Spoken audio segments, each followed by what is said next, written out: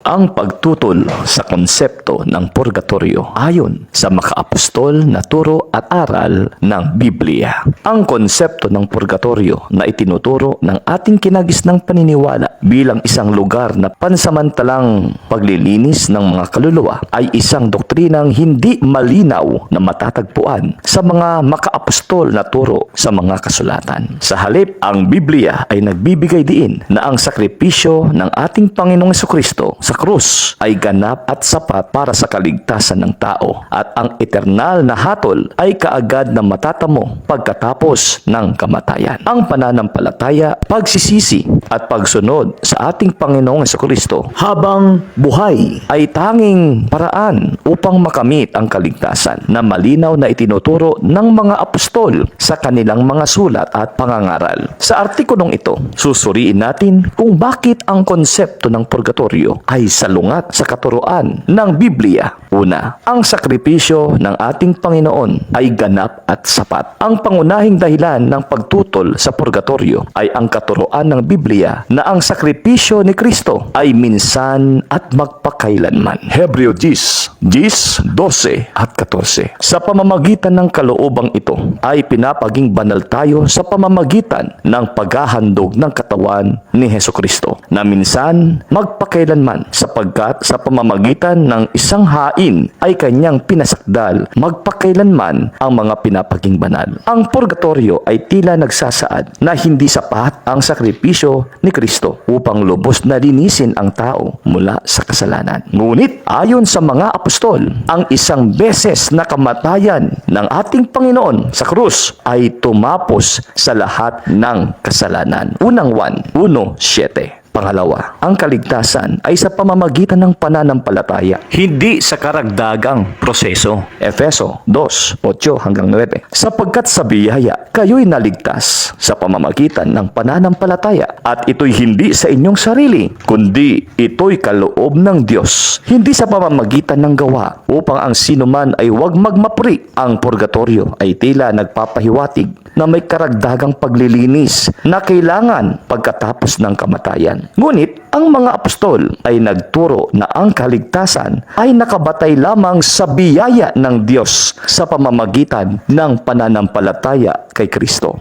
Roma 8:1. Ngayon nga'y wala ng anumang hatol sa mga nakay Kristo Jesus. Kung ang mga nakay Kristo ay wala ng hatol, hindi na kailangan ng pansamantalang paglilinis sa purgatorio. Pangatlo, ang kamatayan ay pangwakas at may agarang huhukom. Hebreo 9:27. At kung papaanong nakatakda sa mga tao ang mamatay na minsan at pagkatapos nito ay ang paghuhukom, walang binanggit ang kasulatan na mayroong pansamantalang estado sa pagitan ng kamatayan at paghuhukom. Ayon sa makaapostol na turo, ang kaluluwa ay agad na hinuhusgahan batay sa kanyang pananampalataya at gawa habang nabubuhay. Ikalawang Korinto 5:10. Sa Lucas 23:43, sinabi ni Jesus sa magnanakaw sa krus, "Katotohanang sinasabi ko sa iyo, ngayon ay kakasamahin kita sa paraiso." Ang magnanakaw ay direktang napunta sa paraiso dahil sa kanyang pananampalataya at pagsisisi, hindi dumaan sa anumang pansamantalang paglilinis gaya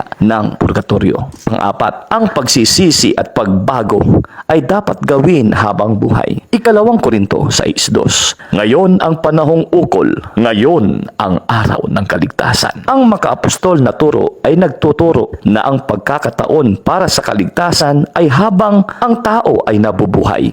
Walang binabanggit ang mga apostol tungkol sa karagdagang pagkakataon para sa paglilinis pagkatapos ng kamatayan. Ang sabi sa Mateo 7:21-23, "Hindi ang bawat nagsasabi sa akin, Panginoon, Panginoon, ay papasok sa kaharian ng langit, kundi ang gumagawa ng kalooban ng aking Amang nasa langit." Ang pagsunod kay Kristo at pagsisisi habang buhay ay ang tanging paraan upang makapasok sa kaharian ng langit.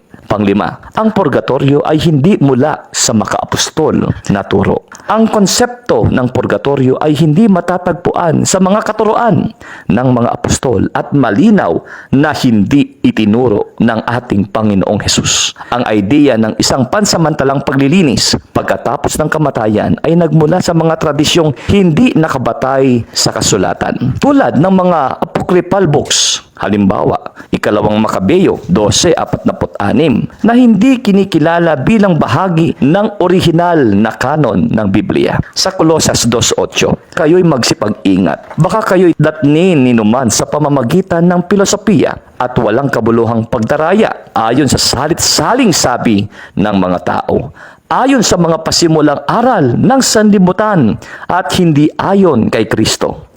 Ang purgatorio ay maaring ituring na aral ng tao na wala sa makaapostol na turo ng kasulatan. Konklusyon, ayon sa makaapostol na turo at aral ng Biblia, ang purgatorio ay salungat sa turo na ang sakripisyo ni Kristo ay ganap at sapat para sa paglilinis ng kasalanan. Ang kaligtasan ay natatamo sa biyaya ng Diyos sa pamamagitan ng pananampalataya kay Kristo habang buhay. Pagkatapos ng kamatayan, ang tao ay agad na huhukuman batay sa kanyang pananampalataya at pagsunod sa kalooban ng Diyos. Wala nang karagdagang paglilinis na kailangan sapagkat kawangis ng kordero ang naglilinis sa bawat mananampalataya. Lubiwanag nawa ang katuroang ito. Pagpalain ka ng Panginoon.